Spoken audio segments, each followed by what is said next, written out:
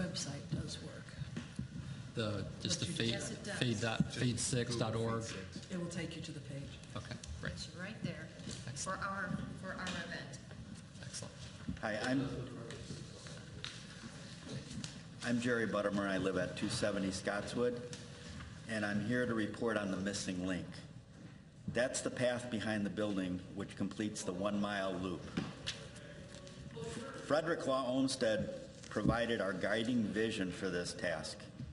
And in fact, 145 years ago this week, Olmsted reported to his investors, and I quote, "A public drive and walk should be carried near the edge of a bank in such a way as to avoid destroying the more valuable trees growing upon it.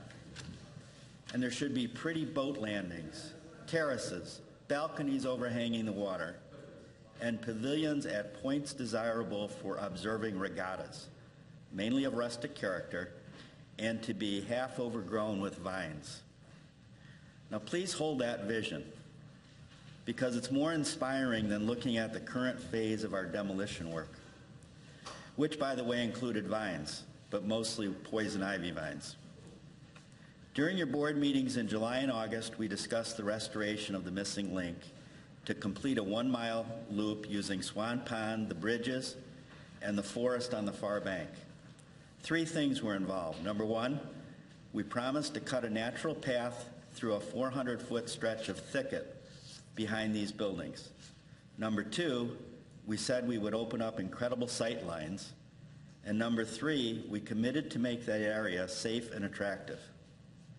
You voted unanimously to grant permission, and the staff provided support. We thank you. And Mike Collins was on time.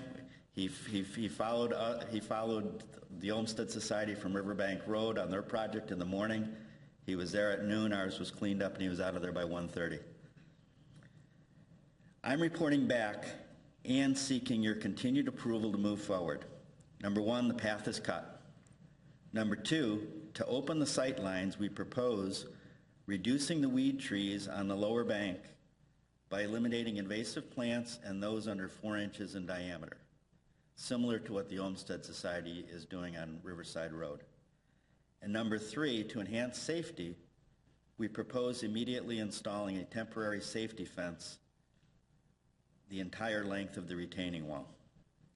A few adjustments, such as stump removal and gentle grading, will help reduce trip hazards and ease transitions along the path.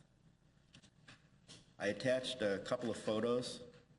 You can now stand at one end of the path by the library below the bay window, and you can see the tower of the suspension bridge on the other end, and vice versa.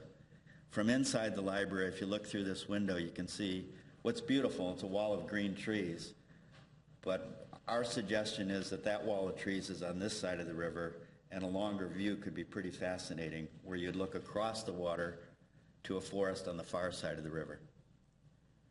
So thus far it's gone extremely well, and I'll be happy to take any of your questions or comments.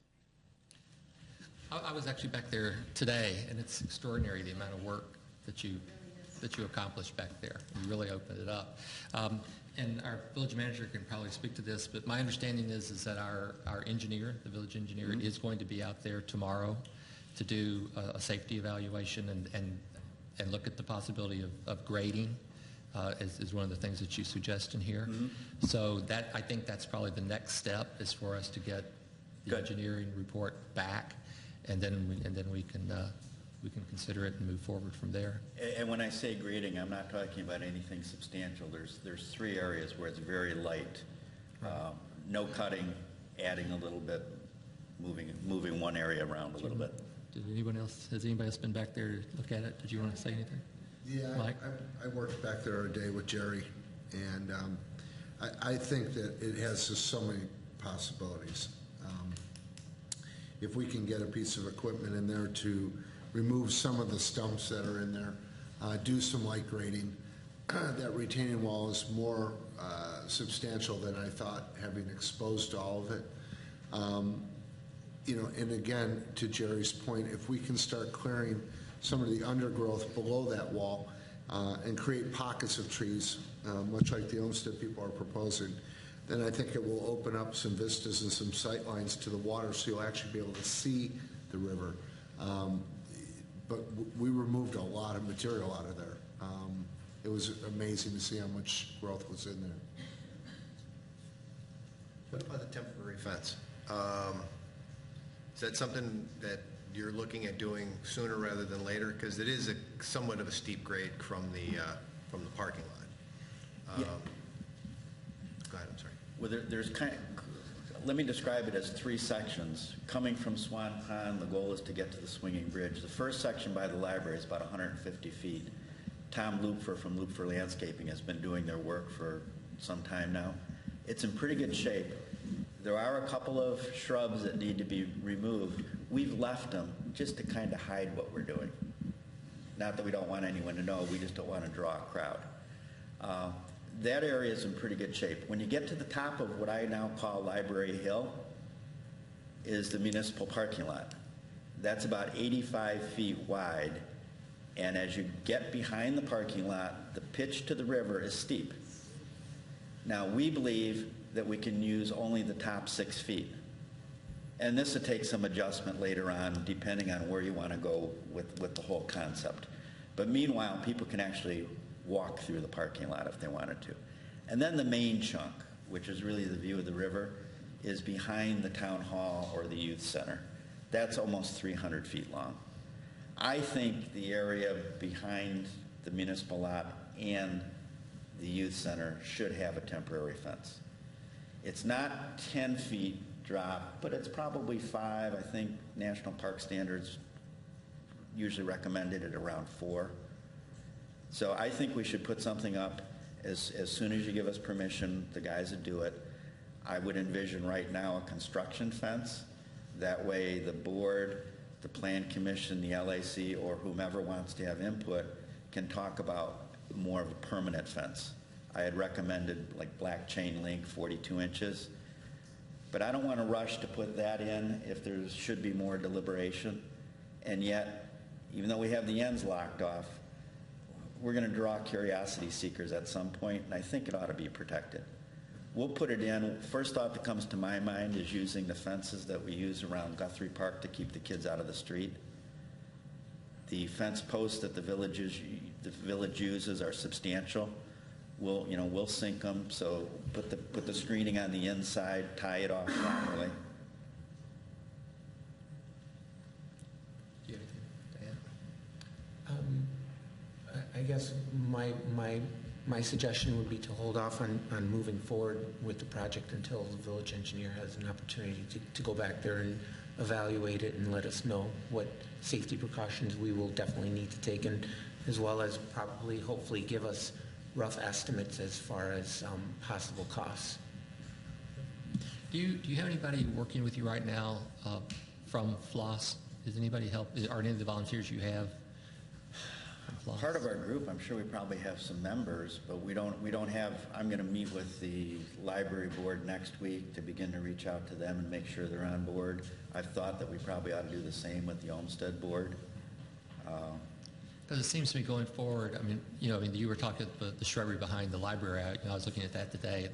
Some of those shrubs are actually very nice. Mm-hmm. So, and especially if you're talking about on that lower level, starting to try to thin some of that out, that would be something that would need to be done, I think, with some aesthetic oversight. There should be some kind of vision of what you want that area to look like. And FLOSS, I think, and LAC would be the natural places to get that kind of expertise. I know that you have Tom Lupfer helping you, who is highly skilled, but it is public village property. It'd be nice to make sure. It's extraordinary what's going on. Mm-hmm. I just want to make sure we get it right, because you can't regrow them once we cut them, I couldn't agree with you more. I would like to keep going while we have weather, while we have low water, in addressing the lower riverbank to create some of the windows. Right now, what's growing out of the lower riverbank are mostly 30-foot tall, spindly trees because they don't have enough sunlight, and they're all weeds and volunteers. Okay. Well, let's see what the engineer says tomorrow, and Peter can can be in touch with you and give you, or you're welcome to come out and join them when they walk through it, if you want to do that. Since we've done some of the study with Jim Anderson from Anderson Construction and Tom in terms of the general grading that we have in mind, I'd be happy to be there and. 10 o'clock. I'm sorry? 10 o'clock tomorrow 10 morning. o'clock? Okay. Okay. So let's get that done, and then we'll keep pushing. Sounds great. Thank you. Thank you very much, Jerry, for all your work. Any other comments?